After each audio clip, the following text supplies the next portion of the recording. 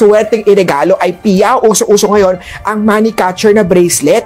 Pag may kinita, ubos kagad ng pera. Pero pag magsusot ka ng piyaw na bracelet o piyaw na lucky charm, ito po ay nagsisignify na hindi agad nauubos o hindi agad na spend at maraming pera ang makakatch mo. Bilhin niyang piyaw na yan dito sa tindahan ko po via online. Pwede po para ma-enhance natin ang good luck na natatanggap, or kayo personally nyo po, pwede kayong bumili ng piyaw regalo yan sa sarili nyo po or sa mga mahal nyo po sa buhay.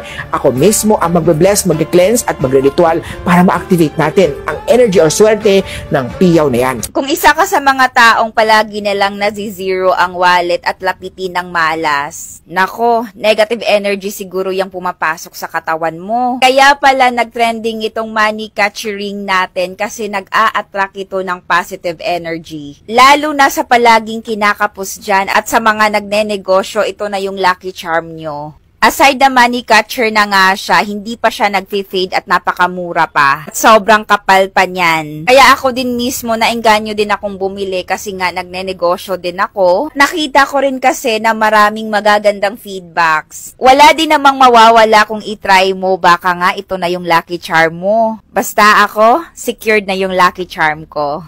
You're welcome.